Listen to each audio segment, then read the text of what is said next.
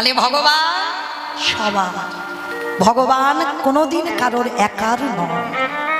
যদি বলেন তার প্রমাণ, যেদিন কুরুক্ষেত্রের মাঠে যুদ্ধে আস্বাদন করবেন বাবা, কুরুক্ষেত্রের মাঠে যুদ্ধে বাবা, যেদিন পঞ্চ পাণ্ডবদের পক্ষে আমার কৃষ্ণ ছিল, আর যেদিন আমার ওই দুর্যোধনের পক্ষে পিতামহ ভীষ্ম ছিল, সেদিন আমার ওই যে গুরুদেব দ্রোণাচার্যের একটা পুত্র ছিল যার নাম হলো অশ্বত্থামা। ওই অশ্বত্থামা গিয়ে বলেছিল, দুর্যোধন, বুড়ো মানুষকে যদি তুমি সঙ্গে রাখো তাহলে কি কোনোদিন তুমি যুদ্ধে জয়ী হতে পারবে? বুড়ো মানুষকে যুদ্ধ থেকে বাদ দাও, তোমার দল থেকে ওই বুড়োদের বাদ দাও, আর যদি দিতে পারো তাহলেই তুমি পারবে তুমি যুদ্ধে জয়লাভ করতে। তখন এই অশ্বত্থামার কথা শ্রবণ করে বলেছিলেন, বলেন আমাকে কি করতে হবে? অশ্বত্থামা বলেছিল, আমি কথা দিলাম পঞ্চ পাণ্ডবদের ওই একটা একটা করে মস্তক ছেদন করে আমি তোমার কাছে এনে দেব। অশ্বত্থামার কথা শুনে বাবা দুর্যোধনের মনে বড় আনন্দ হলো যে পঞ্চ পাণ্ডবদের 5টা মাথা আমার কাছে এনে দেবে। আর মনে আনন্দ পেয়ে এই অশ্বত্থামা গিয়েছিল পঞ্চ পাণ্ডবদের 5টা মাথা ছেদন করবে বলে। কিন্তু বাবা আপনারাই বলেন তো, যা কিছু পৃথিবীতে হয় সবই তোমার ভগবানের চিত্রপটে। আর ভক্তের মনের ভিতরে যে কি চলছে, ভক্তের মনের বেদনা কি, সেটা আপনারা আমরা বুঝতে না পারি, কিন্তু আমার ভগবান এই জগতে ঠিক বুঝতে পারে। তো আজকের অশ্বত্থামা দুর্যোধনকে বলেছিল পাণ্ডবদের মস্তক ছেদন করে আনবো। এই জায়গাটা ভালো করে আস্বাদন করবেন বাবা। আর যখন অশ্বত্থামা কথাটা বলেছে, দুর্যোধনের আনন্দ, ওরা তো শত্রু, আর শত্রুদের মাথা যদি কেটে আনা যায় তাহলে মনে বড় তৃপ্তি পাওয়া যাবে, আনন্দ উপভোগ হবে। তো অশ্বত্থামা গিয়েছিল বাবা পাণ্ডবদের মাথা কাটতে। কিন্তু যে পক্ষে আমার কৃষ্ণ সে পক্ষের কি কোনোদিনে অপমৃত্যু হয়? ভগবান বললেন, যে আমারে চাই তারে আমি চাই, যে আমারে না চাই তারে আমি না চাই। এই জগৎ সংসারে ভগবানকে যদি যে চেয়েছে বাবা, ভগবান তার দাস হয়ে থাকতে পেরেছে, আর যে চাইনি ভগবান একটু তাকে নাচিয়ে দিয়েছে। দেখেন কি ঘটনাটা ঘটে। ভগবান ধ্যানাযোগে বুঝতে পেরেছে তার ত্রিনয়ন দিয়ে অশ্বত্থামা পাণ্ডবদের মস্তক ছেদন করবে। আর বুঝতে পেরে হঠাৎ ভগবান প্রস্তাব দিল পাণ্ডবদের ঠিক সেই দিন একটু গঙ্গায় বিচরণ করতে যাবে, মানে গঙ্গার হাওয়া খেতে যাবে। তো যুধিষ্ঠির, ভীম, অর্জুন, নকুল, সহদেব তো অবাক হয়ে গেল, হঠাৎ কি হলো সখা কৃষ্ণের, হঠাৎ বলছে চলো গঙ্গার হাওয়া খেয়ে আসি। তো চলে গেছে পাণ্ডবদের নিয়ে ভগবান কৃষ্ণ। আর যে ঘরে পাণ্ডবদের থাকার কথা সেই ঘরে দ্রৌপদীর পঞ্চপুত্র ঘুমিয়েছে। আহা, ওই যে বললাম সবটাই ভগবানের ইঙ্গিতে হয়। কেন বা সেদিন ভগবান পাণ্ডবদের নিয়ে চলে যাবে, আর কেন বা দ্রৌপদীর 5টা ছেলে ওই ঘরে ঘুমাবে? অশ্বত্থামা বুঝতে পারেনি, রাতের অন্ধকারে ঘরে কোনো আলো জ্বলছিল না, আর অন্ধকারে হাতে তরবারিটা নিয়ে 5টা ছেলে যখন পর পরে ঘুমিয়ে আছে, অশ্বত্থামা মনে মনে করেছিল ওইটা হলো পঞ্চ পাণ্ডবদের মাথা।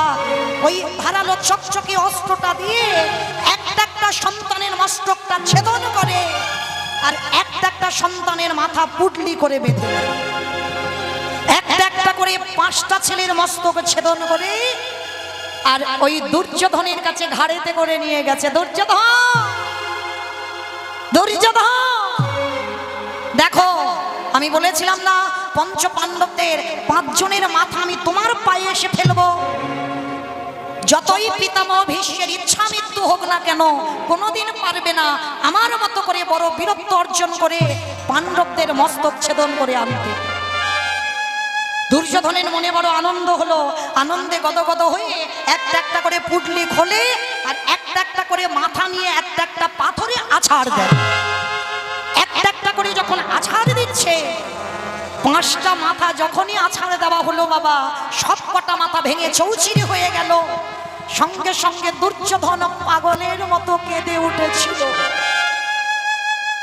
অশ্বত্থামা, এটা তুই কি করেছিস? হে তো পাণ্ডবদের মাথা হতে পারে না। আমি 5টা মাথা পর পর পাথরে মারলাম, সব কটা মাথা ভেঙে চৌচির হয়ে গেল। কিন্তু আমি যতটুকু জানি ভীমের মাথা পাথরে মারলেও ও তো ভেঙে চৌচির হবে না। সত্যি করে বল, কার মাথা এনেছি? অন্ধকারে বুঝতে পারিনি দুর্যোধন। সবাই বলে না বাবা দুর্যোধন শুধু খারাপ,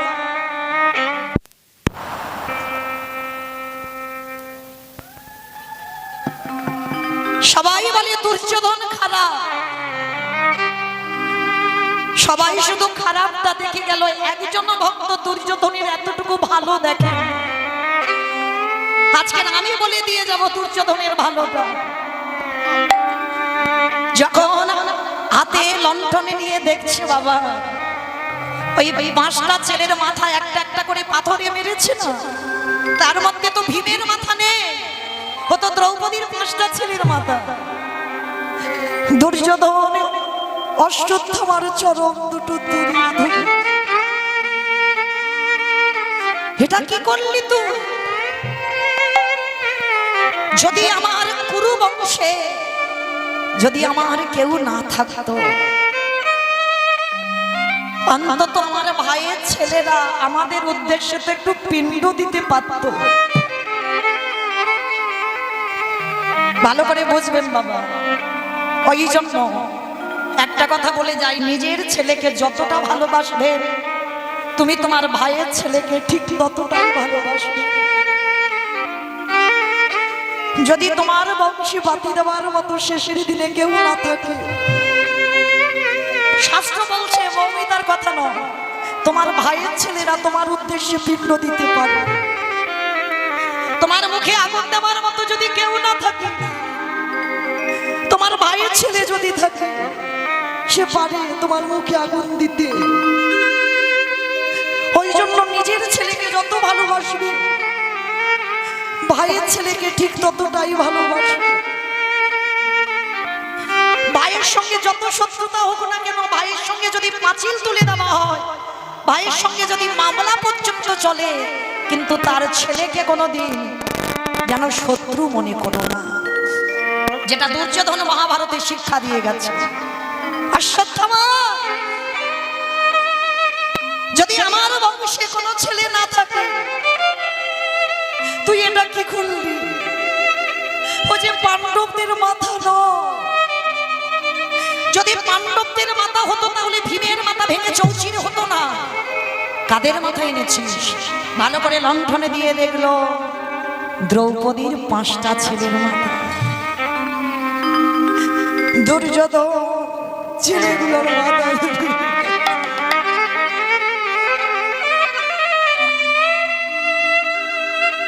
আমি কত বড় ভুল করলাম। আমি অহংকারে বশীভূত হয়ে পঞ্চ পাণ্ডবদের সঙ্গে শত্রুতা করে তাদের ছেলেদের হত্যা করলাম। দূর হয়ে যা এখান থেকে অশ্বত্থামা, আর কোনোদিন ওই মুখ তুই আমায় দেখাবি না। অশ্বত্থামাকে বের করে দিল। ভক্ত বাৎসল্য ভগবান সব কিছু জানে, তার ইচ্ছাতে তো ঘটলো। যখন সকাল হয়েছে বাবা, যখন পাণ্ডবদের নিয়ে ঘরে ফিরেছে, ঘরে ফিরে দরজাটা যেই না খুলেছে, চমকে উঠেছে। ঘরটা চারিদিকে রক্তে রক্তাক্ত হয়ে আছে, 5টা ছেলের দেহ পড়ে আছে। কারণ যখন মাথা কেটে নিয়েছে বাবা, দেহটা ছটফট করেছে, তো চারিদিকে 5টা দেহ ছড়িয়ে আছে, কিন্তু কারোর মাথা নেই। তৃতীয় পাণ্ডব অর্জুন চিৎকার করে ডাকলো, সখা গো,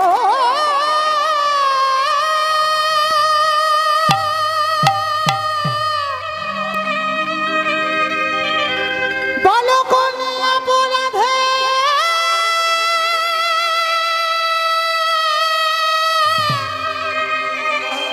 আমার সর্বহারা করে সখা গো একেবারে বলো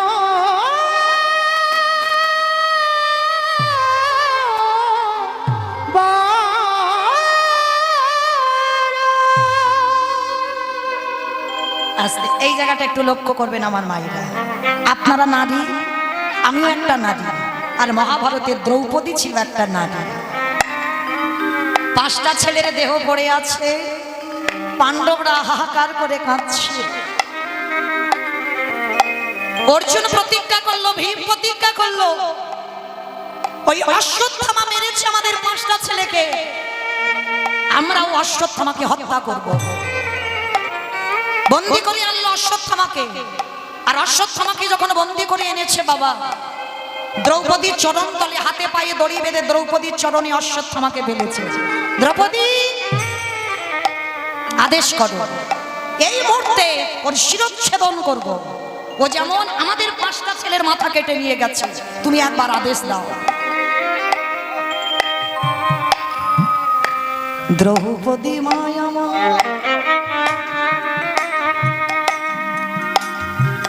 নয়ন জলে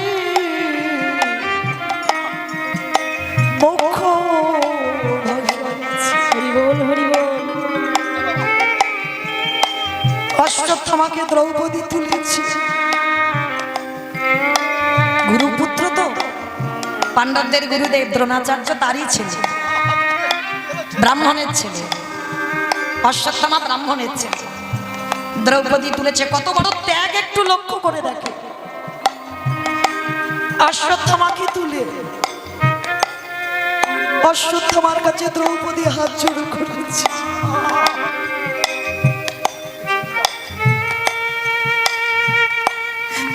নিতে পারতিস আমার প্রাণ, ওরে বাবা মা বেঁচে থাকলে যদি পুত্র চলে যায়, তুই বুঝবি না এর বেদনা কত। পাণ্ডবরা বলছে, দ্রৌপদী তুমি আদেশ করো, ওর ওই শীতটা তোমার চরণে ফেলবো, একবার আদেশ দাও। না না, খবরদার, তোমরা কেউ ওর গায়ে হাত দেবে না। পুত্র হারাবারে যে কি জানা,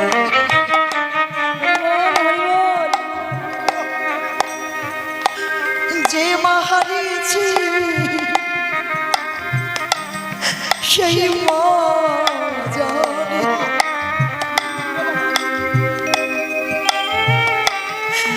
আজ যদি অশ্বত্থামা রাগের বসে ও যে ভুল করেছে, আমরা যদি সেই একই ভুল করি, আমাদের গুরুমা মানে দ্রোণাচার্যের স্ত্রী, তুমি জানো সেই মায়ের কি দশা হবে। দ্রোণাচার্য দেব অশ্বত্থামা একটাই মাত্র পুত্র, তুমি জানো না, সব তোমাদের চরণ ধরে নিবেদন। যে যন্ত্রণা আমি পাচ্ছি, সে যন্ত্রণা যেন আমাদের গুরু মা ভোগ না করে। নিতাই, এটা তুমি কি বলছো? দ্রৌপদী আমার 5টা ছেলেকে মেরেছে, আমি নিজের হাতে ওকে মারতে চাই না। না, আমি দ্রৌপদী, আমি আদেশ দিলাম, কোনদিন অশ্বত্থামাকে হত্যা করো না। ও যদি মরে যায়, ওর মাকে দেখে দিয়ে মরে যাও, মেরো না। বেশ, মাধবের কাছে গিয়ে জিজ্ঞাসা করছে কৃষ্ণকে, কৃষ্ণ তুমি বলে দাও আমরা কি করব? আমাদের 5টা ছেলেকে হত্যা করেছে, তুমি বলো কি করব? দ্রৌপদী তো মারতে চাইছে না, আর আমাদের ইচ্ছা ও যেমন আমার 5টা ছেলেকে মেরেছে আমিও মারব। ভগবান সবার, ভগবানের চরণে দ্রৌপদী বসেছে। হে মাধব,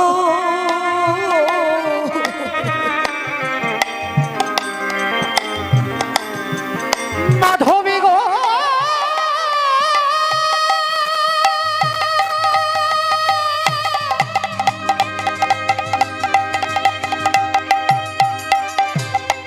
তুমি তো জানো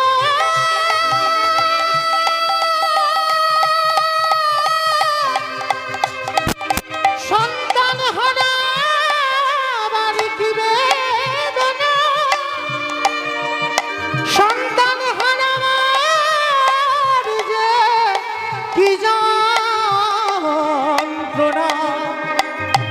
একেবারে বলে দাও, একবারে বলে দাও,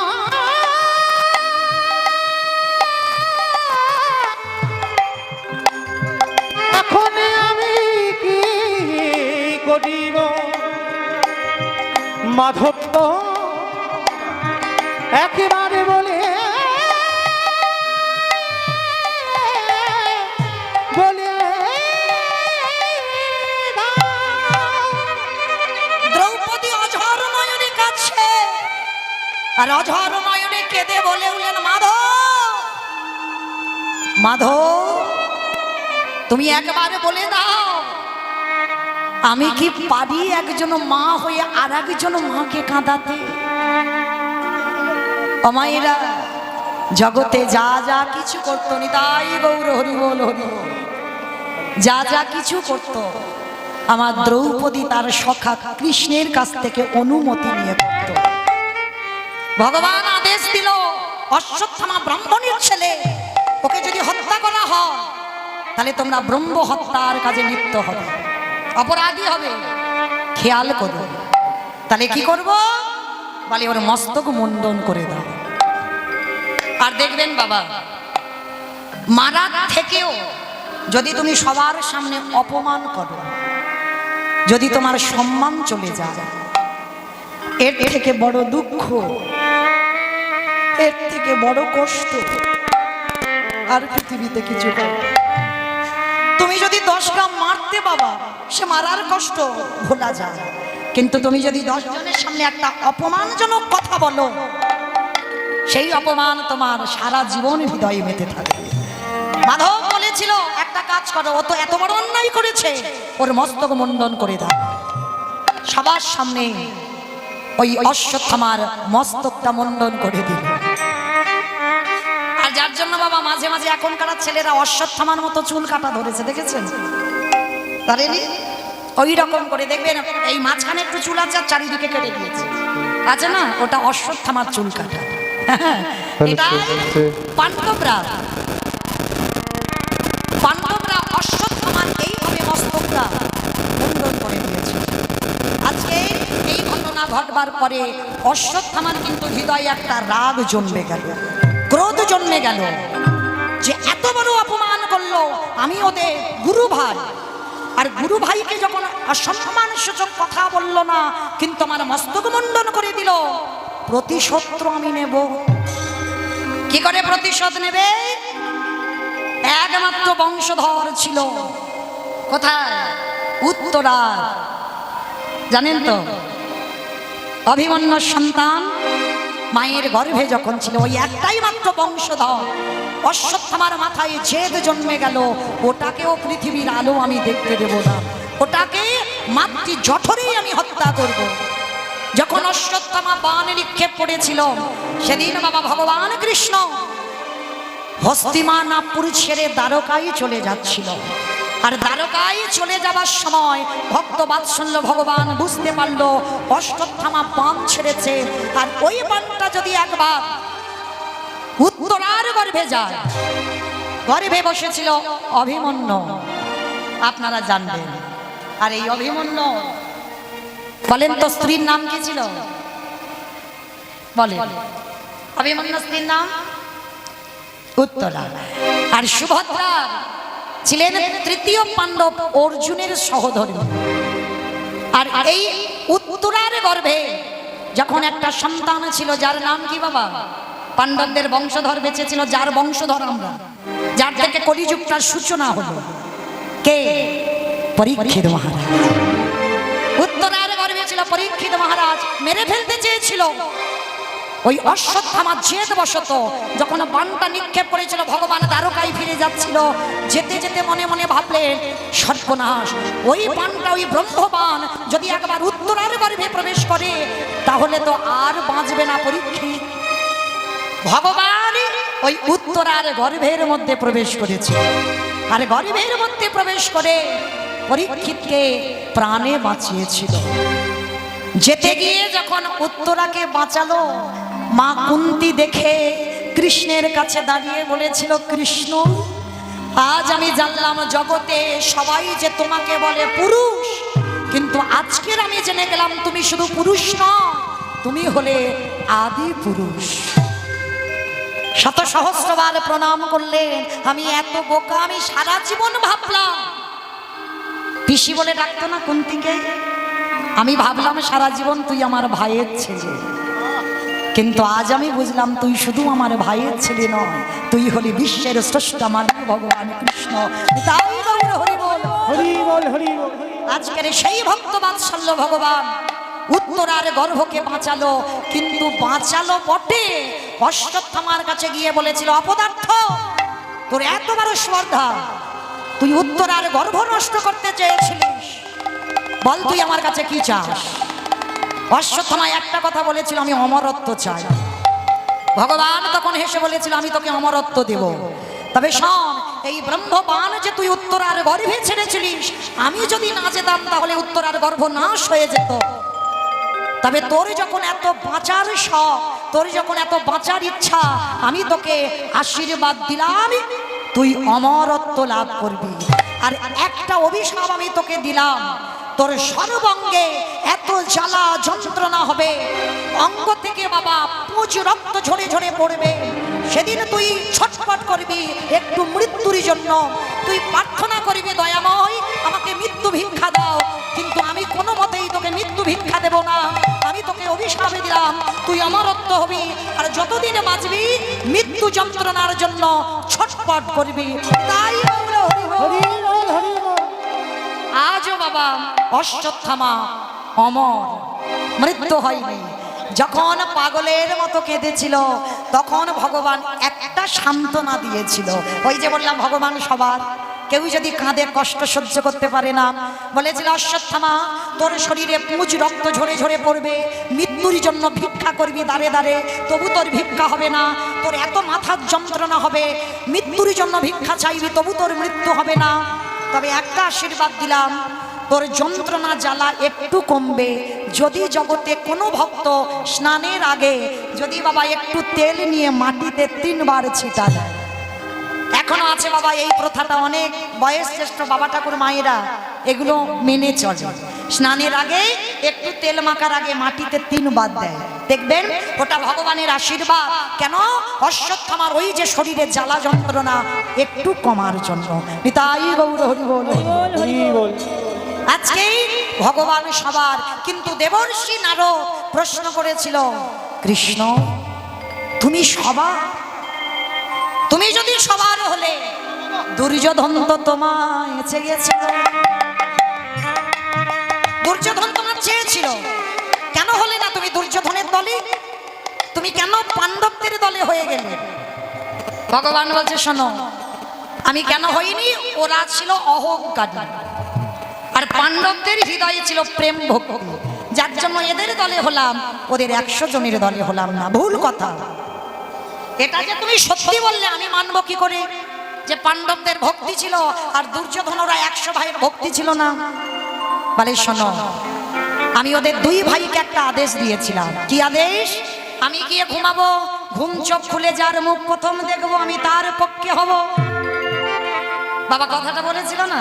কিন্তু সেদিন আর রাত্রেবেলা দুর্যোধন ঘুমায়নি, সারা রাত জেগে বসে আছে, রাত থাকতে থাকতে ভগবানের ঘরে পৌঁছে গেছে, আর ভগবানের ঘরে গিয়ে চারিদিকে শুধু খোঁজাখুঁজি করছে, কৃষ্ণ তুমি কি জানো না আমি আসবো? তুমি তো পারতে আমার জন্য একটা সিংহাসনের ব্যবস্থা করে রাখতে। চারিদিকে যখন খুঁজতে খুঁজতে বাবা হঠাৎ দেখে না ভগবান যেদিকে মাথা রেখেছে সেই দিকে একটা সোনার সিংহাসন, তাড়াতাড়ি করে দুর্যোধন গিয়ে স্বর্ণ সিংহাসনে বসেছে। আর অপরাধ নেবেন না বাবা, আমি এখানে কিন্তু কাউকে বলছি না, দেখবেন অনেক ভক্তরা আছে এই ছেঁড়া তিরপলে বসতে একটু পছন্দ হয় না, তাদের যেন মনে হয় একটু চেয়ার টিয়ার হলে ঠিক হয়। কান বলে নিচ্ছে বাবা, এই নওদাপাড়ায় কাউকে বলছি না, অপরাধ নেবেন না। আছে বাবা, শুধু এই বসবার জন্য না, হয়তো অনেকের কোমরে ব্যথা আছে বসতে পারে না, যেন একটু উঁচু জায়গা হলে ভালো হয়। আবার দেখবেন যাদের কোমরে ব্যথা আছে তারা বসে ঠিক আছে, কিন্তু অনেকের কোমরে ব্যথা নেই, কিন্তু এই মাটিতে ধুলো লাগবে, প্যান্ট জামাটা নষ্ট হয়ে যাবে, শাড়ি নষ্ট হবে, একটু উঁচু জায়গা হলে ভালো হয়। আবার শুধু উঁচু জায়গায় বসবে নয় বাবা, একটা পায়ের উপরে একটা পা দিয়ে ঝিঝির করে দাঁড়াবে, দেখবেন অনেকে আছে, তবে নওদাপাড়ায় কেউ নয়। আগে বলে দিয়েছি। আচ্ছা বাবা, পায়ের ওপর পা দিয়ে ঝিরঝির করে নাড়ায়, কিন্তু ভগবানের মাথার দিকে স্বর্ণ সিংহাসন, আর যখন ওই ঝিরঝির করে নাড়াচ্ছে মা, পা যদি নাড়া দেয় পায়ের তলা থেকে ধুলোগুলো উড়ে উড়ে যায় না, কৃষ্ণের মাথায় পড়ছে। স্বর্গ থেকে দেবতারা চমকে উঠেছিল, দুর্যোধন তোমার এই অহংকারের জন্য খুব তাড়াতাড়ি তোমার পতন হবে হবে হবে। বসে আছে দুর্যোধন, মনে আনন্দ, কৃষ্ণ আমার দলে হবে। এইবারে দেখতে দেখতে সকাল হয়ে গেছে। ওদিনই এত ঘুমিয়েছে তৃতীয় পাণ্ডব, এক ঘুমে সকাল। হাই ভগবান, তার মানে আজ তো কৃষ্ণ আমার পক্ষে হবে না। নয়ন জলে বক্ষ জোগাল ভাষায় দোয়ারে গেছে, আর গিয়ে দেখছে বাবা জুতো জোড়া খোলা আছে, দুর্যোধন আগে পৌঁছে গেছে। এইবার গিয়ে কি করেছে জানো, দুর্যোধন গিয়ে দেখছে বাবা সিংহাসনে বসে আছে, আর অর্জুন গিয়ে কি করেছে, জায়গা পাচ্ছে না বসবা। শেষে দেখে না ভগবানের চরণের দিকে একটা ছোট কুশি আসন পাতায় আছে, ভক্ত বাৎসল্য ভগবান শয়নে আছে, অর্জুনই আমার কুশাসনে বসে। ও তো জানে কৃষ্ণ আমার পক্ষে হবে না, কৃষ্ণ দুর্যোধনের হয়ে গেছে। এইবারে কৃষ্ণ চরণের হৃদয়ে ধরে নয়ন জলে ভোগ ভাষায় আরে বলে, কৃষ্ণ রে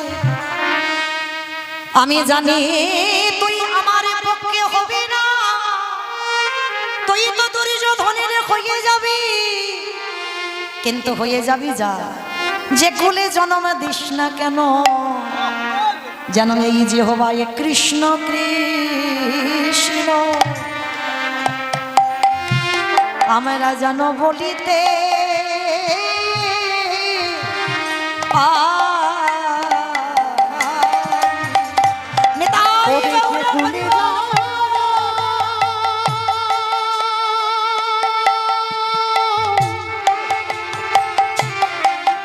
জন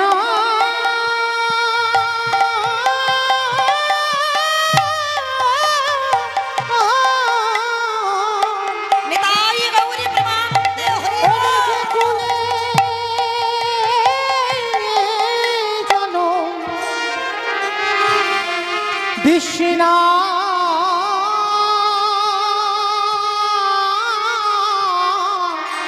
কেন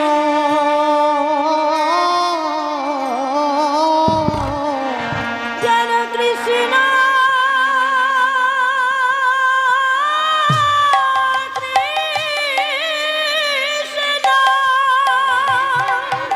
কৃষ্ণ বলিতে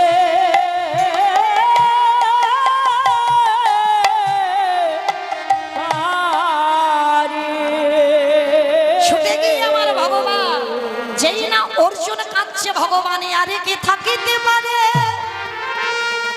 একেবারে ঘুম চোখ খুলে আজি অর্জুনকে বক্ষে ধরে বললেন, অর্জুন সারা জনম আমি তোমার চরণের দাস হতে চাই। অর্জুন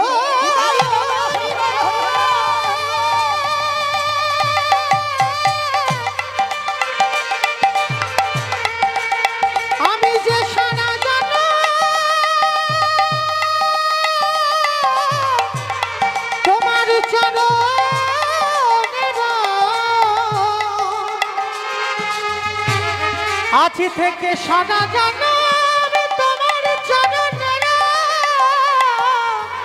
দাস হয়ে গেলাম। আস্তে দুর্যোধন ছুটে এসে বলছে, কৃষ্ণ এটা তুমি কি করলে? তুমি তো বলেছিলে যে আগে আসবে তার দলে হবে, তুমি ওই দুর্যোধনের দলে না হয়ে অর্জুনের বুকে জড়িয়ে ধরলে কেন?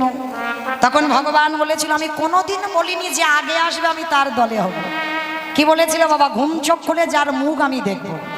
অনেকে বলে না বাবা পায়ের দিকে ভগবানের ছবি নাকি রাখতে নেই, কি বাবা তাই সত্যি রাখতে নেই? ভুল কথা।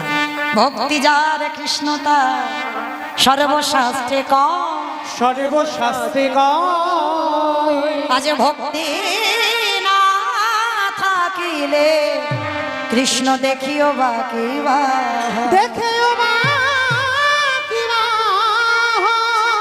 একেবারে নয়ন জলে আজ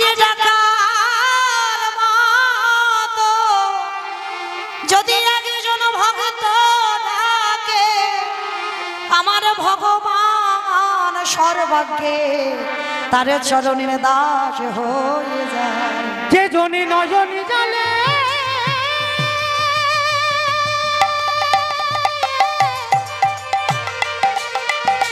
একেবারে দেখার মতো করে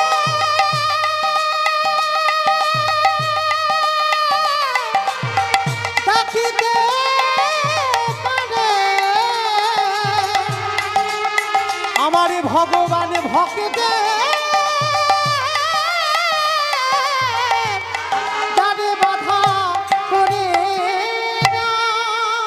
ওই জন্য আমি বলে যাচ্ছি বাবা, পায়ের দিকে ভগবানের ছবি রেখে দেবেন, বড় করে রেখে দেবেন। কেন?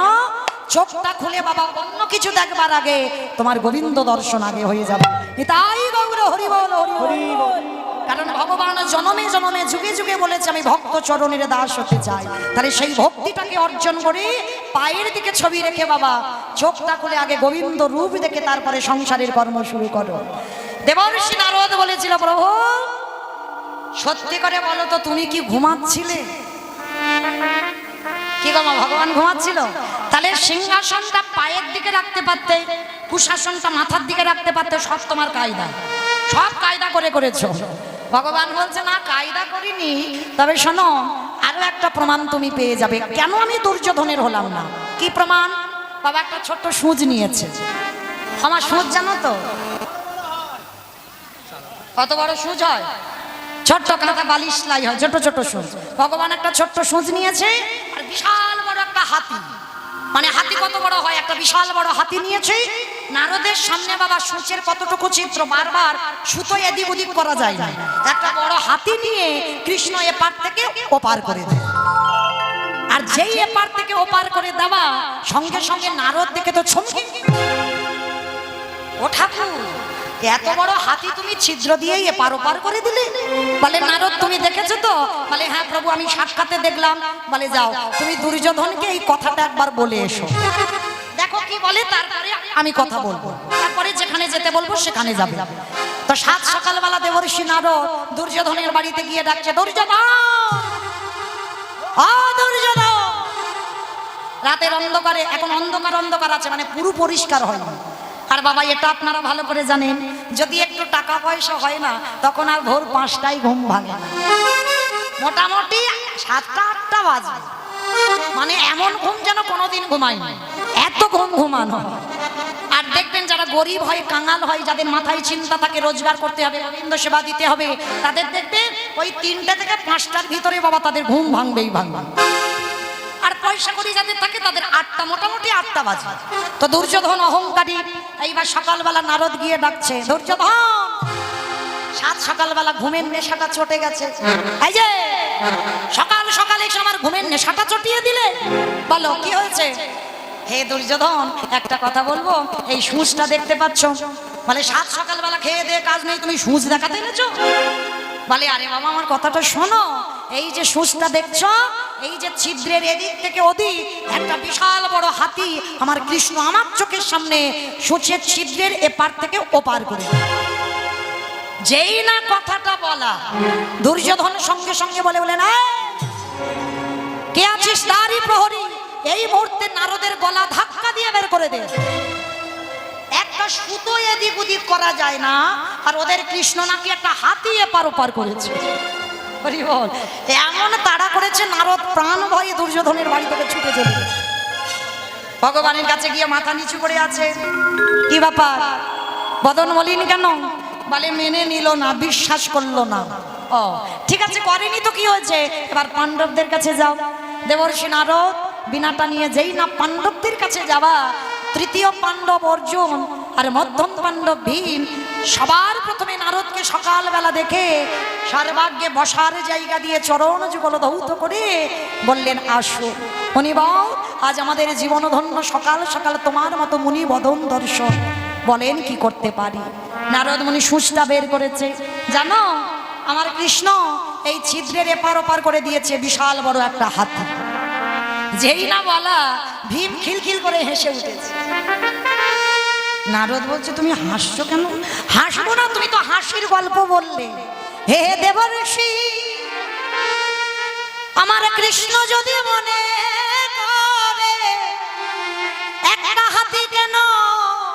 এই গোটা বিশ্ব ব্রহ্মাণ্ডকে আমার কৃষ্ণ যদি মনে করে এপার হতে ওপার করিতে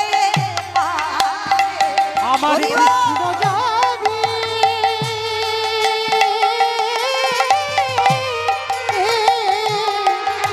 কৃষ্ণ যদি মনে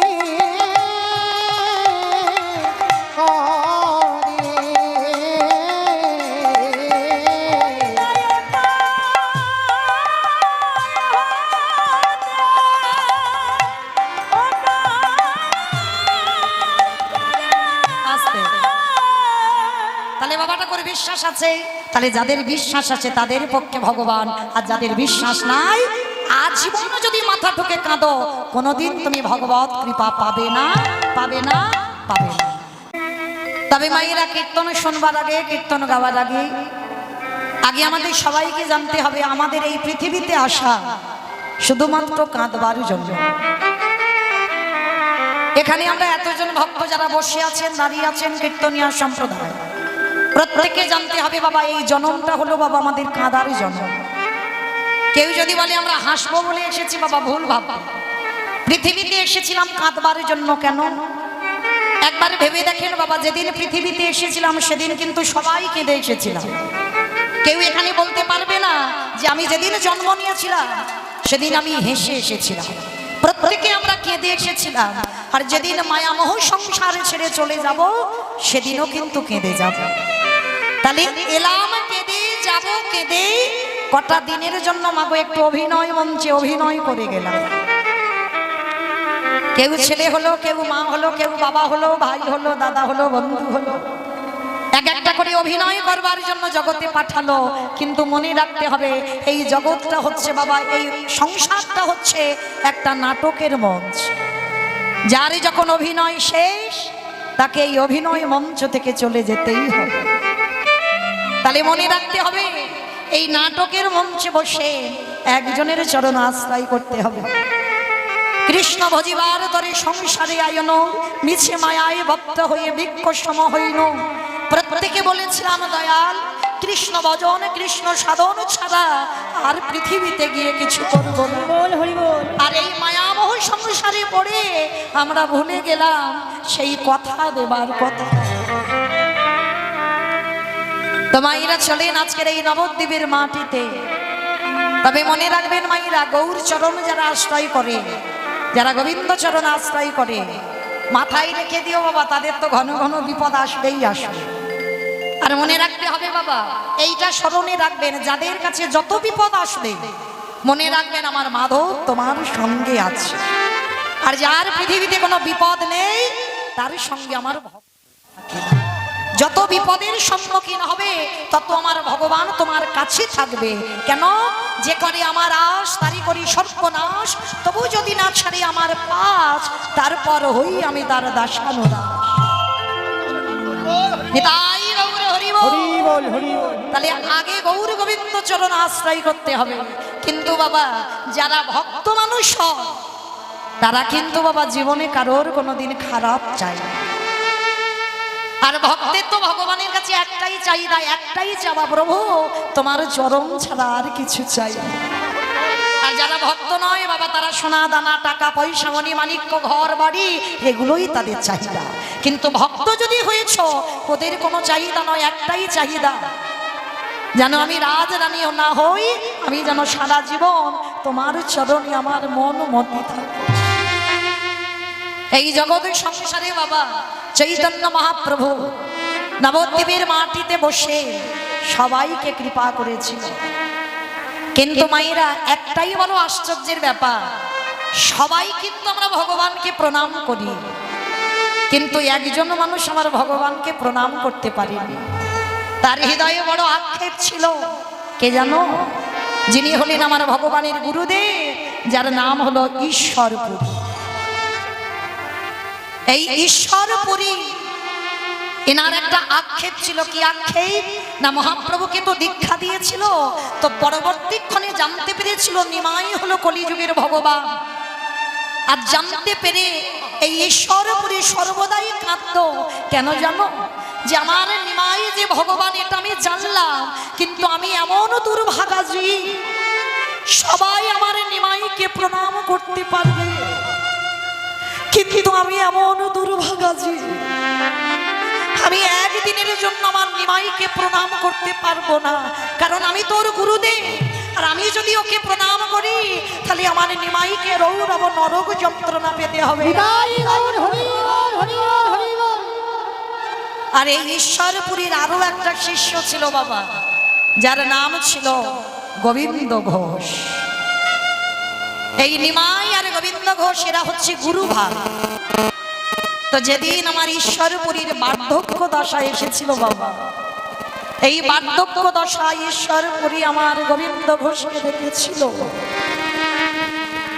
গোবিন্দ আমার কাছে আয় বাবা।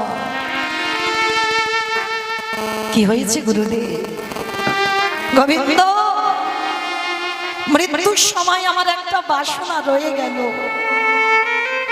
পৃথিবীতে আমি সব কর্ম শেষ করলাম, কিন্তু আমার মনে বড় আশা ছিল একবার আমি আমার নিমাইকে প্রণাম করব, কিন্তু আমি তোর গুরুদেব, আমি প্রণাম করতে পারি না। কিন্তু শোন গোবিন্দ, যখন দীক্ষা মন্ত্র দেওয়া হয়, দীক্ষাকালে গুরু আর শিষ্যের মধ্যে বাবা কোনো ভেদাভেদ থাকে না, এক হয়ে যায়, গুরু শিষ্যের এক আত্মা হয়ে যায়। তো গোবিন্দ, আমি যখন তোকে দীক্ষা দিয়েছিলাম, আমার দেহ তোর শরীরের সঙ্গে বিলীন হয়েছে। গোবিন্দ, আমার মরার আগে আমার একটাই মাত্র বাসনা। কি বাসনা গুরুদেব? বলে দেন। গোবিন্দ, আমার হয়ে তুমি নিমাইয়ের চরণ যুগল সেবা করো। হে গোবিন্দ, হে গোবিন্দ,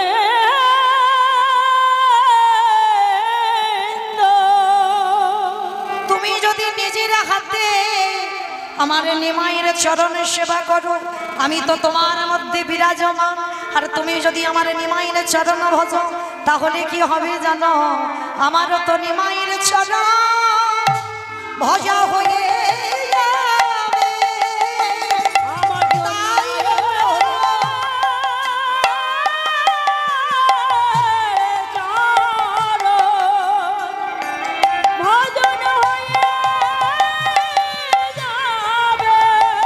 আমি তো আর তো কিছু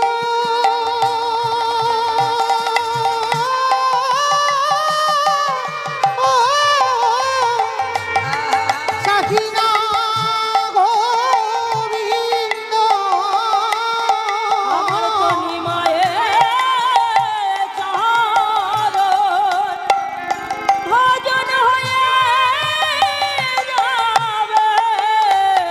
আস্তে।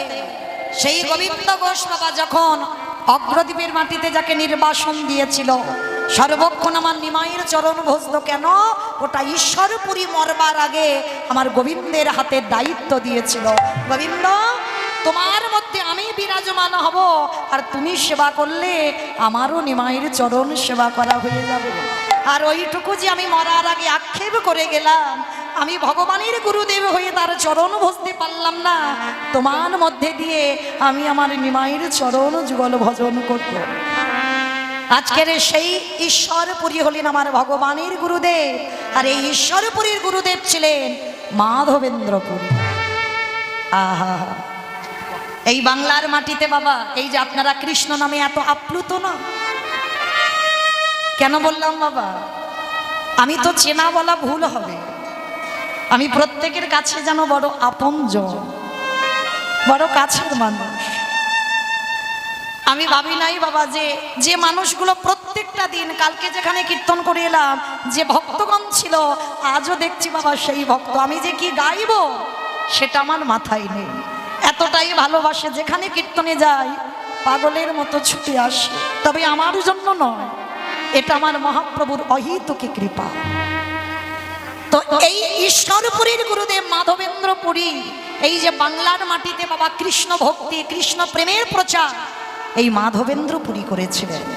মাধবেন্দ্রপুরী যদি আমার বাংলাদেশ থেকে যদি আমার এই বাংলার মাটিতে না আসতো, তাহলে এই কৃষ্ণ প্রেম ভক্তি আমরা কেউ পেতাম না। এই মাধবেন্দ্রপুরী, যার জন্য বাবা আজও যে বালেশ্বরে ট্রেন দুর্ঘটনা হলো, আজও সেই বালেশ্বরে যেখানে আছে রেমুনার গোপীনাথ, যাবেন বাবা দেখে আসবে। আপনাদের পদধূলা নিয়ে আমি সাক্ষাতে দেখেছি আমার গোপীনাথকে। ওইখানে একটা প্রসাদ হয় বাবা, যেটা অমৃতকে লিখির প্রসাদ। যারা গেছেন অবশ্যই পেয়েছেন, যারা যাননি অবশ্যই পাবেন।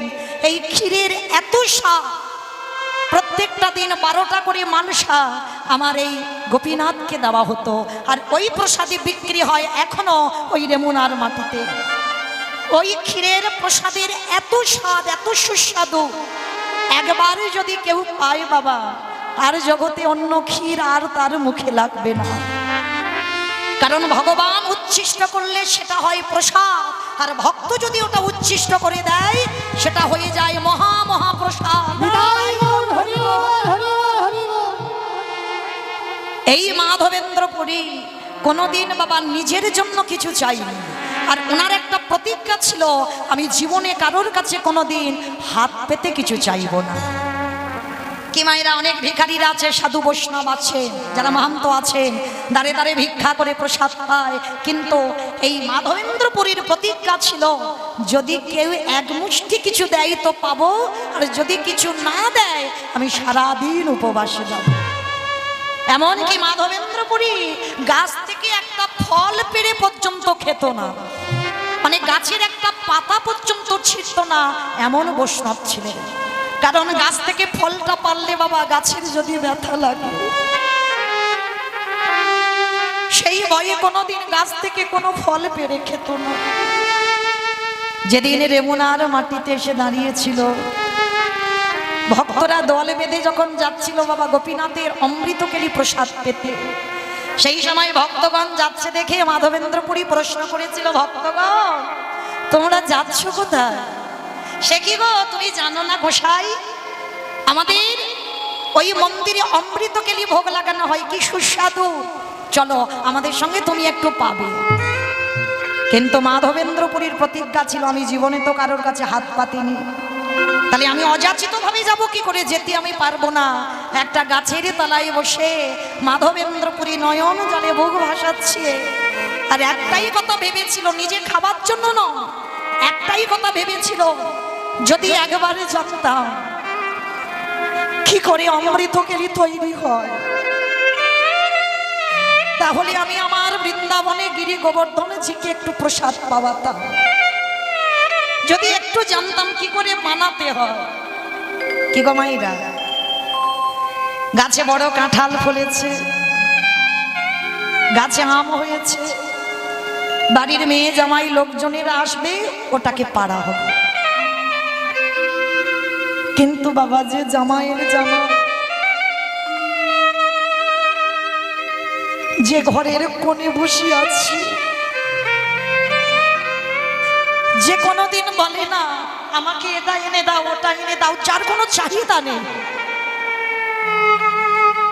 কই পারি না আমরা গাছের প্রথম কাঁঠালটা গোবিন্দ সেবার জন্য তুলে রাখতে? আছে বাবা, তবে ভুল বলবো না, আছে অনেক ভক্ত। সমস্ত কিছু বস্তু যদি গাছে হয়, সেটা গোবিন্দ সেবার জন্য তুলে রাখে। এমনকি পুকুরে যদি একটা বড় মাছও হয়, সেটা গোবিন্দের নামে নিমিত্ত করে রেখে দেয়। যদি বলেন ভগবান কি মাছ খায়, আরে মাছ খাই না, ওইটা বাজারে বিক্রি করো, বিক্রি করে সেই অর্থ নিয়ে আমার গোবিন্দ সেবায় লাগা। ভক্ত যদি হতে হয়, প্রত্যেকটা বস্তুর মধ্যে আগে আমার ভগবানের ভাবনা যেন ভাবা। তার মতো দিনের দয়াল দীনবন্ধু আর পৃথিবীতে কেউ ওছে ভকেতে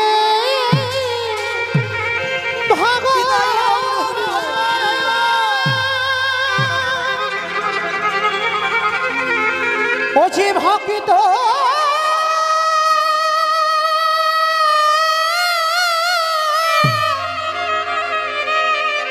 ভকিত ছাড়া কিছু জানে না, তাই তো যুগে যুগে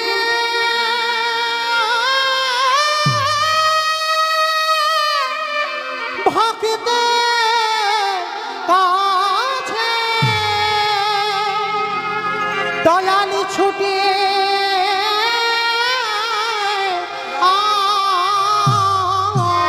আসে। আমি ভকিত ও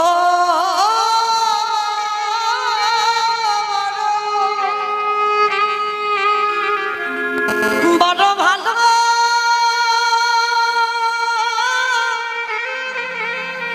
ভালোবাসি।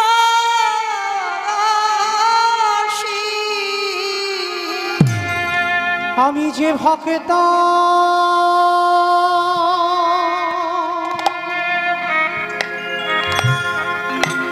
ভক্ত বড়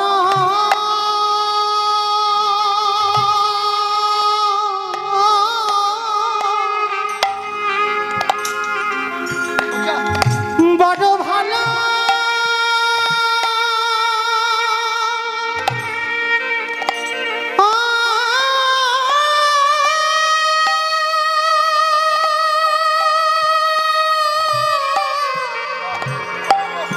ভালো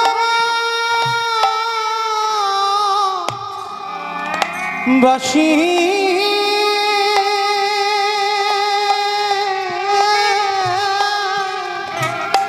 মনে রাখবেন বাবা, মাধবেন্দ্রপুরী গাছের তলায় বসে ভাবলো যদি আমার বৃন্দাবনে গিরি গোবর্ধনকে একটু প্রসাদ দিতে পারতাম। আমার গোপীনাথের কানে চলে গেল। প্রতিদিন পূজারি 12টা করে মালসা দেয়, আজও দিয়েছে। ওই ভোগে লাগিয়ে দিয়েছে, 11টা মালসা বিতরণ করেছে। আরে ভক্তের লাগি ভগবান একটা মালসা চুরি করে চাদরের ভিতরে রেখে দিয়েছে, আড়ালে রেখে দিয়েছে। পূজারি ঘুমিয়ে পড়েছে, স্বপ্নাদেশ দিল, পূজারি পূজারি। যখন ক্ষীরের ভাণ্ডটা এনে দিল না, মাধবেন্দ্রপুরী ক্ষীরটা নিয়ে কাঁদছি।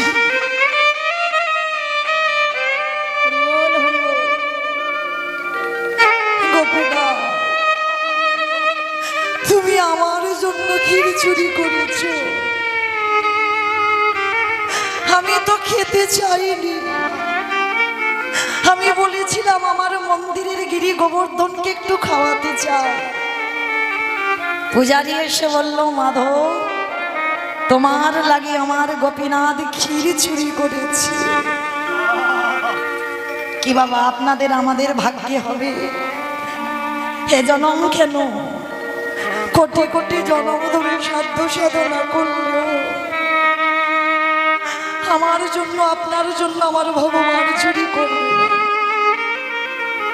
যেটা মাধবেন্দ্রপুরীর জন্য করেছিল, মাধবেন্দ্রপুরী অমৃত কেলি প্রসাদ পেয়ে ভাণ্ডটা ফেলেনি। কেন? ভগবান পাঠিয়েছি, ভাণ্ডটা আঁচলে বেঁধে রেখেছে। যতদিন বেঁচে ছিল একটু একটু করে ভেঙে ভেঙে ওই মাধবেন্দ্রপুরী ওই ভাণ্ডটাকেও সেবা করেছিল। কারণ সে যে ভক্তবাৎসল্য ভগবান, এই জগৎ সংসারে যদি ডাকার মতো তারে ডাকা যায়, আমারে ভগবান কি আজ রহিতে পারে? ডাকারে মতো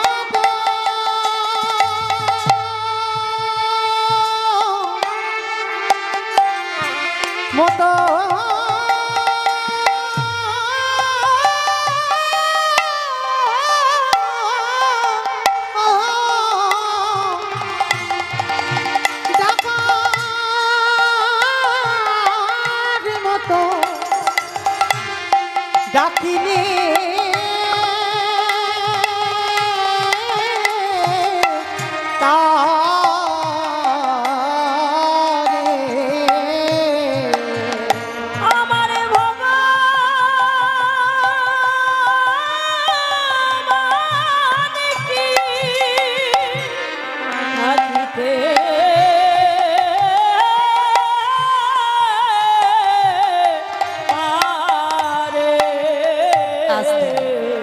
তাহলে ভগবানকে ডাকার মতো ডাকতে হবে, তবে তো ভক্ত বাৎসল্য ভগবান সাড়া দেয়।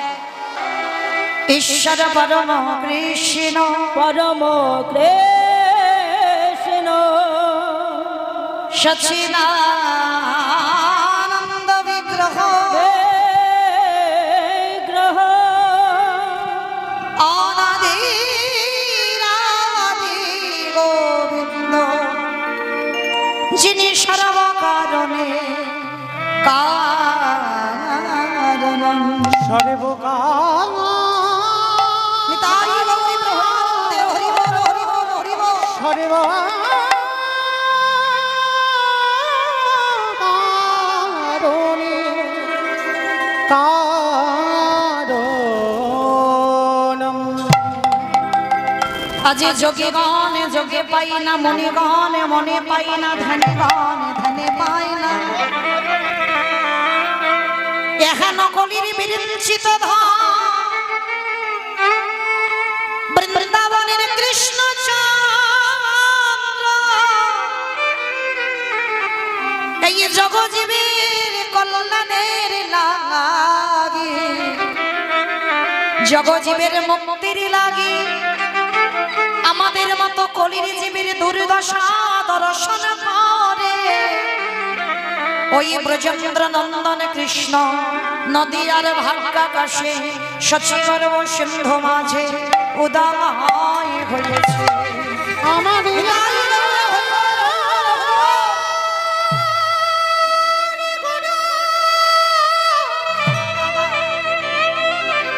বিষ্ণু প্রিয়া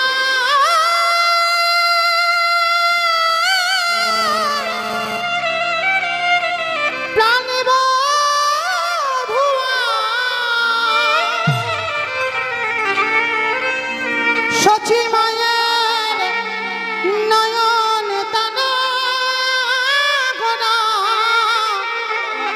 ওই নদিয়া নবদ্বীপ মাঝে সচি গর্ভ সিন্ধু মাঝে আমার গোড়া। এই কলির জীব উদ্ধারের লাগে আমার গোড়া, নদিয়ার মাঝে উদয় হইল। চেয়ে দেখে একবার আকাশ পানে, প্রতিদিন যেমন সূর্যদেব উদয় হয়, আবার প্রতিদিন যেমন পশ্চিমে আকাশের কোলে ঢলে পড়ে। চেয়ে দেখে আমাদের গোনা দিনে যে ফুরাই এলো, মায়ার মশারি খাটিয়ে ওই শরীরের বিছানা তৈরি করে,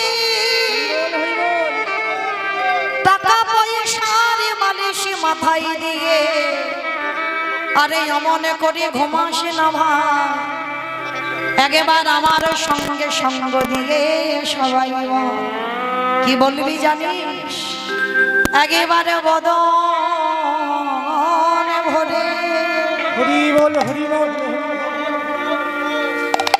ভরে একেবারে কৃষ্ণ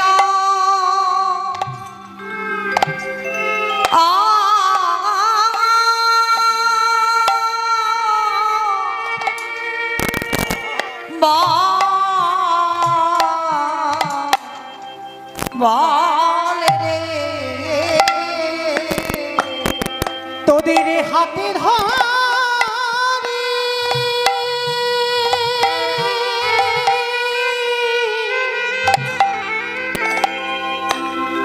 ধরি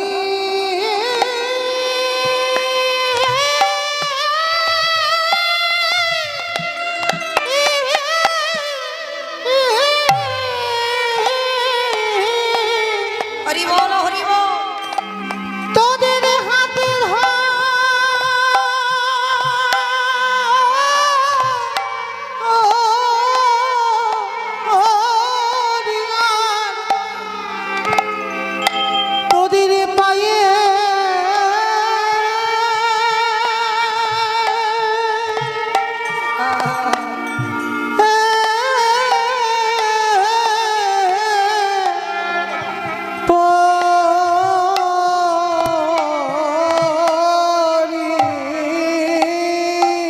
হরি বল হরি বল।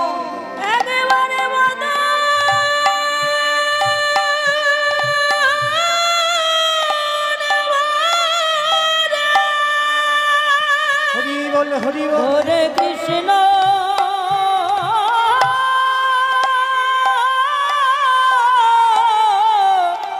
বল রে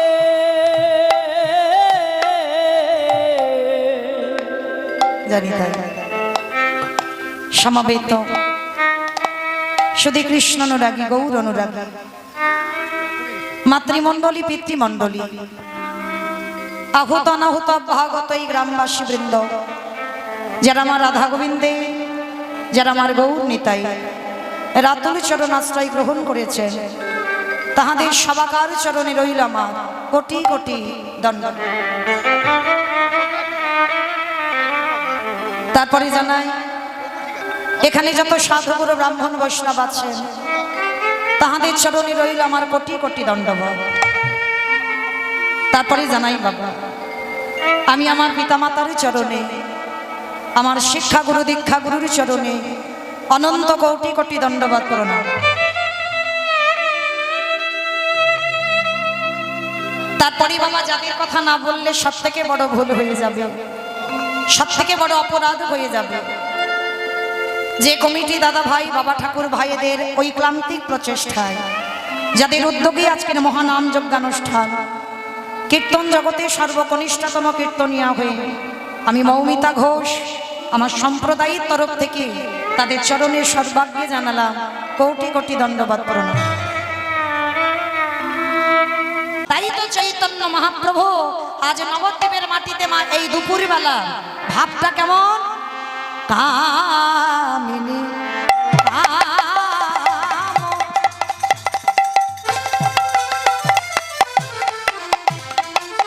আজ কলিত তো মানস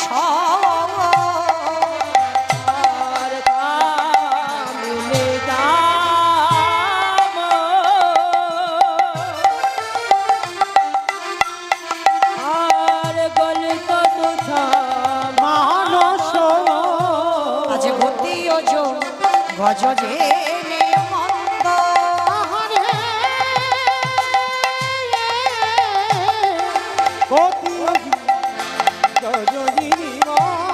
আস্তে আমাইরা কামিনী মানে নারী জাতি, এই নারী জাতিদেরকে বলছে কামিনী। আচ্ছা মাইরা গজ মানে কি গো? ঘোড়া। গজ মানে ঘোড়া। দেখা খিচুড়ি স্কুলেও যাইনি আমার হাতি, তাই তো?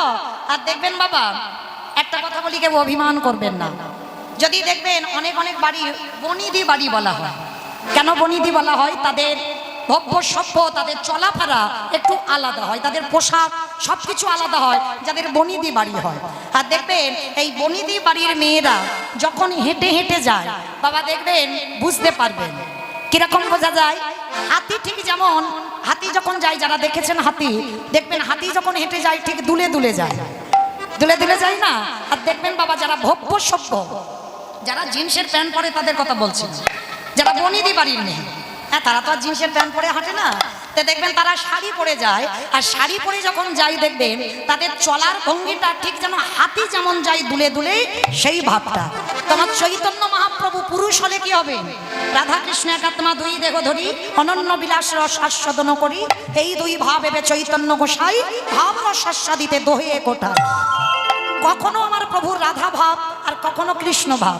দেখবেন বাবা কোনো পুরুষ যখন মানে যদি খুব সুন্দর রূপবান পুরুষ হয়, তারা যখন নারীর মতো সাজে দেখবেন বাবা একটা নারী কিন্তু হার মেনে যায়, যাই না? যদি একটু সেই পুরুষটা যদি একটু মেয়েলি ভাব হয়, তো মহাপ্রভুর আজকের ভাবটা কেমন? ঠিক নারী ভাব। মনে পড়েছে তো বৃন্দাবনের কথা, সঙ্গে রয়েছে অঙ্গেটা ভাবটা একেবারে রাধা ভাব। তা কামিনী মানে নারী জাতি, হেঁটে যাচ্ছে হাতির মতো দুলে দুলে। ওই জন্য মহাজনী পদাবলিতে বলছে কামিনী কাম কলিত তোষ মানস কামিনী কাম কলিত তোষ কিছু মানুষ আজ গতি গজ যে মন্দ আমার গতি গজজিনী আস্তে। তবে মহাপ্রভু কখন ভাবটা নিয়েছে কামিনী ভাব, মা যদি নহি পুন বসনে আবৃত তন, মা যদি নহি পুনঃ বর্ষণিয়া বৃত তনু, মা যদি নহি পুনঃ বর্ষণিয়া বৃত তনু, কহ তই পূজা বস আমার কহতহি পূজা বসু, কম্প পুলক ঘাম সরি ভঙ্গ অনুপম, আহা কম্প পুলক ঘাম সারে ভঙ্গ অনুপম। অমাইরা দেখবেন কোন পুরুষ মানুষ অনেক সময় আছে না বাবা, তাদের কণ্ঠটা নারী নারী ভাব। এই যে আমার ভাই রোলান বাজাচ্ছে, দেখেছো, বুঝতে পারছো পুরুষ না নারী? হ্যাঁ, মানে অর্ধেক, মানে দেখতে পাচ্ছ তোমরা পুরুষ, কিন্তু যখন গান গাইছে আমার সঙ্গে তোমরা বুঝতে পারছো না ওটা নারী কণ্ঠ। তো মহাপ্রভুর আজকের লীলার ভাবটা তেমন, আজকের পুরুষ কণ্ঠ নয়, আজকের নারী কণ্ঠ হয়েছে। আজ যখন নারী কণ্ঠ হয়েছে, কহতহি পূজা বস আজি নয়নহি জল পরিপুর, কম্প পুলক ঘাম সরি ভঙ্গ অনুপম, আজি কম্প পুলক ঘাম আমার গোটা দেহে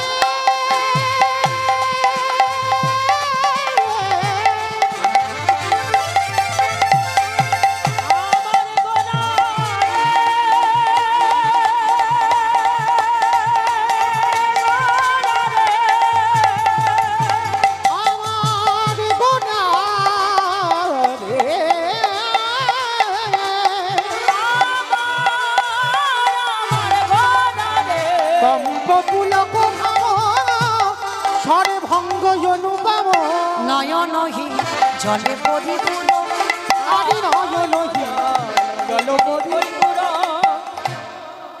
আজকের চৈতন্য মহাপ্রভু যখন ভর দুপুর বেলা পূজার ভাবে ভাবিত হয়েছে সেই সূর্য পূজা, আজকে লীলার পাশে দাঁড়িয়ে বৈষ্ণব মহাজন কি করছে জানো? বামে ভুজই বসনে মুখ ঝাঁপই, বামে নয়নে ঘন চা, বামে নয়নে ঘন চাহে। আস্তে। অমাইরা আপনারা শাড়ি পরেছেন তো, আমরাও শাড়ি পরেছি, তাহলে শাড়ি পরে যদি ঘোমটা দেওয়া হয় তাহলে ডান হাত ধরা হবে, তাই তো, আর ডান দিকে তাকাতে হবে।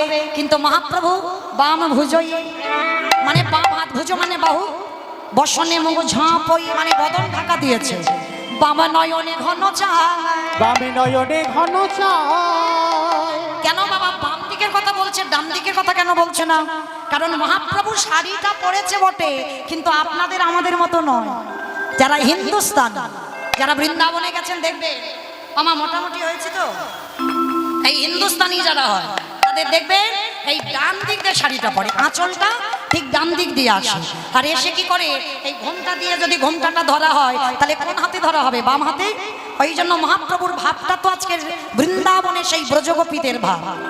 বাম ভুজই বসনে মগ ঝাঁপই, বামে নয়নে ঘন চা, বামে নয়নে ঘন চায়, রাধা মোহন দাস চিতে অভিলাষ সই চরণ যেন, রাধা মোহন দাস চিতে অভিলাষ সই চরণ জন পাই, এ রাধা মোহন কহে এইবার লীলা প্রকাশ হলো, এ রাধা মোহনে গায়ে।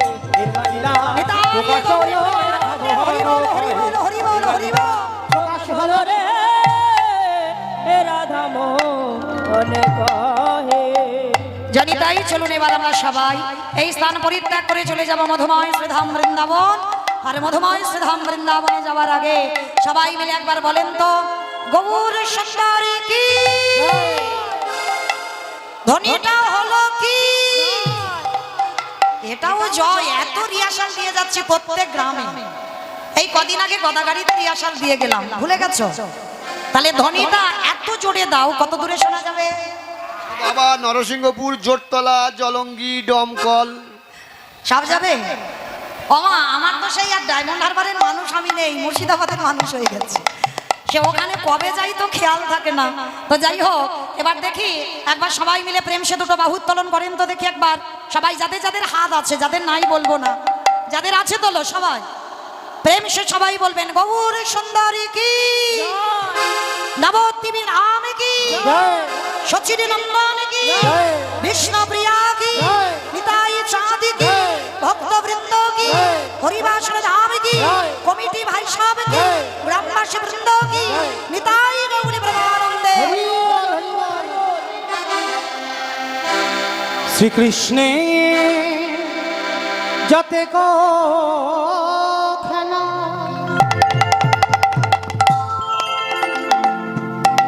সর্বোত্তম নরলীলা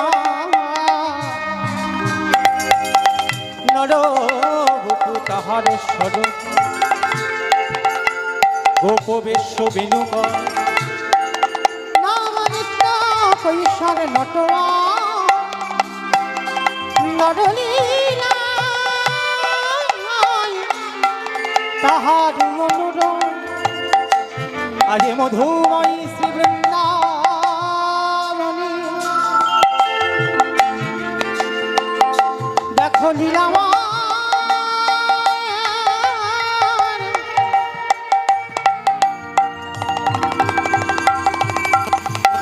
দেখো লীলামায়ের কি লীলা,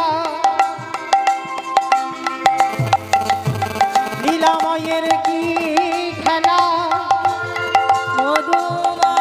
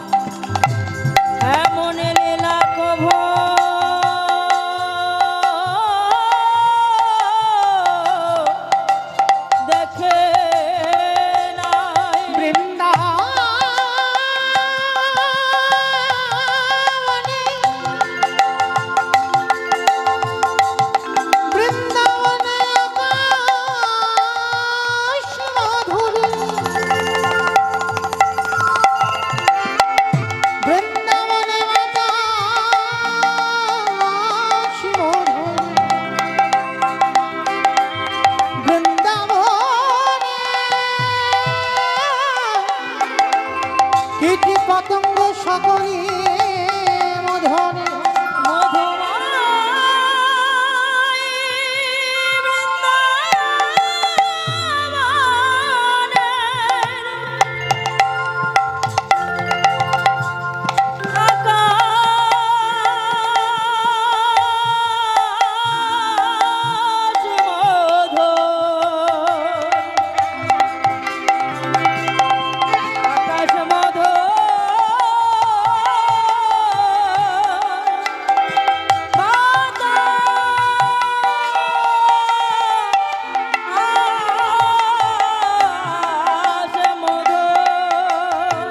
বৃন্দাবনী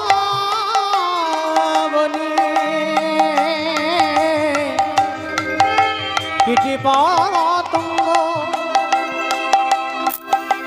সকলে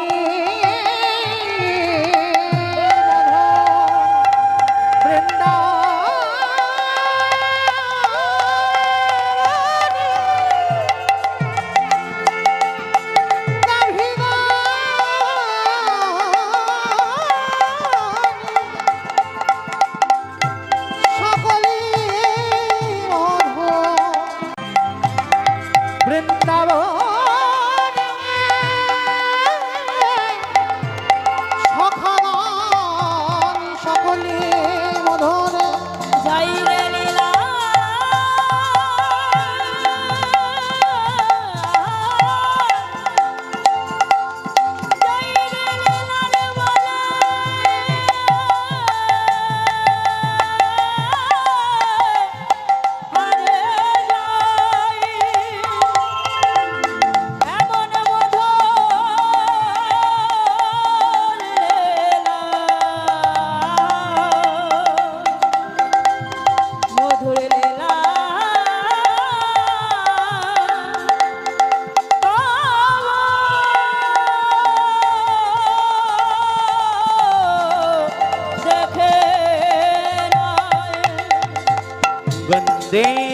नंद ब्रजे श्रीनम पादरेणोऽभीक्षसा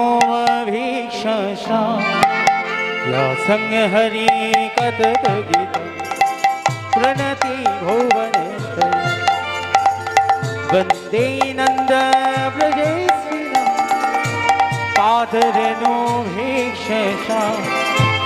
या संग हरि कथत गीत प्रणति भुवनोताया वंदे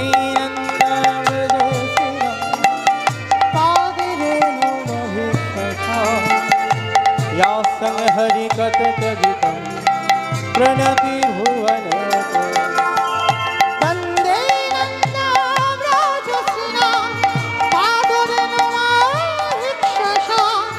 या संग हरि कथत गीतं प्रणति भुवनोत्तया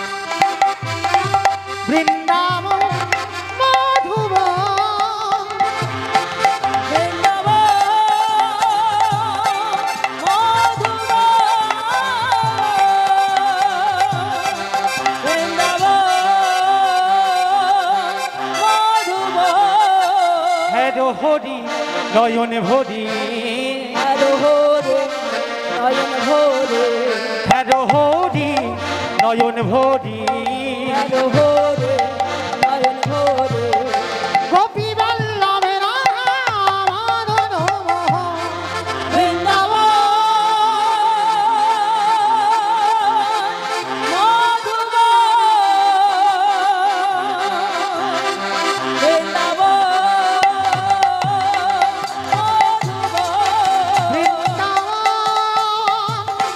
মধুবন বৃন্দাবন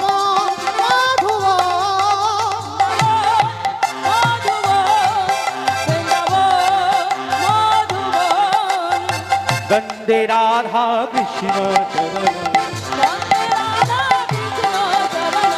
वंदे माधव नंद कुमार वंदे माधव नंद कुमार वंदे राधा करुणया पार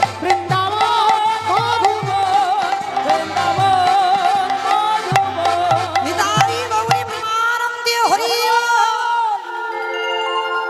জানি তাই চলেন এবার আমরা সবাই চলে যাবো মধুময় শ্রীধাম বৃন্দাবন। ও মাইনা, এটা অনেক ভালোবাসার মালা, তাই না? অনেকে বলে না মালাতে জ্বালা, আমার নাই জ্বালা। কেন জানেন? এটা অনেক ভালোবাসা, অনুরাগ দিয়ে গাঁথা। এই কালকেই যেখানে আসছিলাম বললাম যে এই মালা নিয়ে যদি মরেও যেতে হয় যাব, কিন্তু এই মালা করে ফেলে আমি দিতে পারবো না। হরিবল। কেন না এত কষ্ট করে ভক্তরা কত ভালোবাসা দিয়ে মালাগুলো গেঁথেছে। যারা দে চলুন আজকে আমরা সবাই বৃন্দাবন যাব, আর বৃন্দাবন যেতে গিয়ে একটা ভজন গাইতে গাইতে যাবো। হোক কি মাইরা, যাবো তো? চলেন একটু প্রেম এসে উলুধ্বনি দেন দেখি একবার। রাখালি রাজা বলে দিনা কোথায় বৃন্দাবন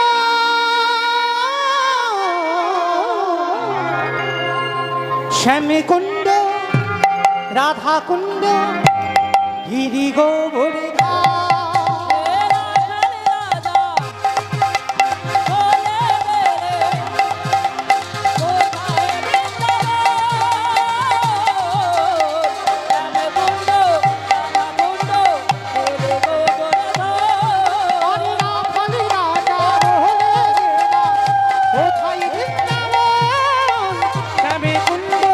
রাধা কুণ্ড গিরি গোবর্ধা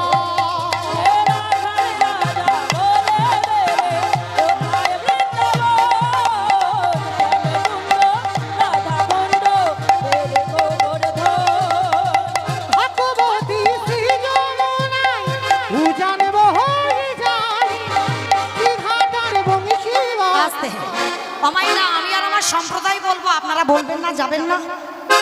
নাকি চেনা মানুষ বলে যাচ্ছ না? সবাই যাবে? যারা যারা যাবেন দেখি হাত দুটো তোলো তো দেখি একবার সবাই একসঙ্গে তালে তালে করো তালি প্রত্যেকে। কেমন?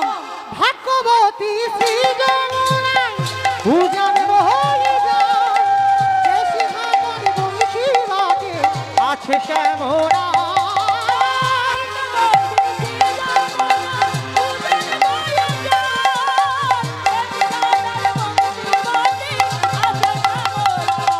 আরে রাখালি রাজা বহলে দেনা, কোথায় বৃন্দাবন, শ্যামী কুণ্ড রাধা কুণ্ড গিরি গোবরী ধাম।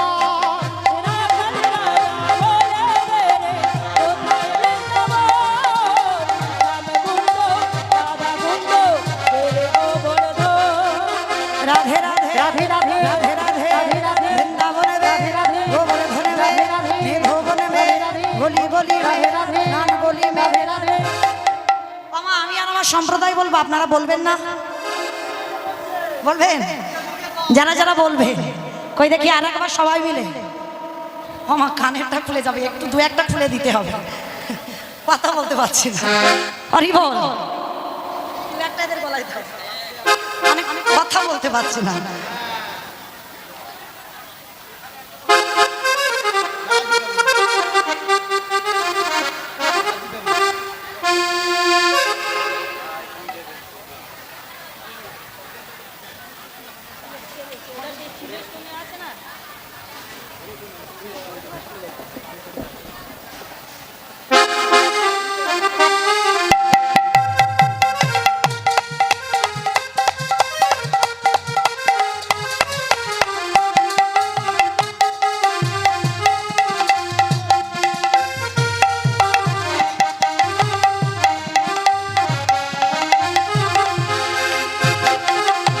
ললিতা বিশাখাদি যত সখীগণ প্রেমানন্দে বাহু তুলে বলে হরি বল। আস্তে, সবাই থেকে হাত দুটো তোলো। জয় জয় রাধে রাধে রাধে রাধে রাধে রাধে রাধে রাধে বৃন্দাবন বে, রাধে রাধে গোবর্ধন বে, নিধোবন বে, গলি গলি বে, রাধে রাধে শান গলি বে, রাধে রাধে মান গলি বে। রাধে রাধে। আর সবাই বলছো, মনে মনে বলছো সব মনে মনে বলছো। মাইরা এখানে যারা ইউটিউব করছে না, কেউ কেউ তো আমার খুব আপনজন ভাইরা আছেন, আমার ইন্ডিয়ার মানুষ, আর ভাইরা এসেছেন বাংলাদেশ থেকে। তাহলে ওই বাংলাদেশে ওরা যখন চালাবে বাবা, ভক্তরা দেখবে কে হাত তুললো আর কে তুললো না, তখন তো বোঝা যাবে। তাহলে আপনারাও আমার সঙ্গে বাংলাদেশ যাবেন, তাহলে চলে সবাই দেখে হাত দুটো তোলে না সবাই একসঙ্গে তালে তালে। জয় জয় রাধে রাধে রাধে রাধে রাধে রাধে বৃন্দাবনে বে, গোবর্ধনে বে, নিধোবনে বে, গলি গলি মে, শান গলি মে, মান গলি মে, বাদশানা মে, ছোটসে বলো ভিড়সে বলো, তাল বনবে তামাল বনবে। রাখালি রাজা বহলে দেনা, কোথায় বৃন্দাবন, শ্যামী কুণ্ড রাধা কুণ্ড গিরি গোবরী ধাম।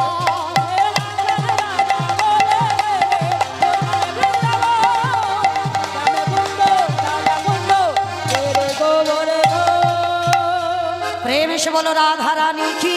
জয়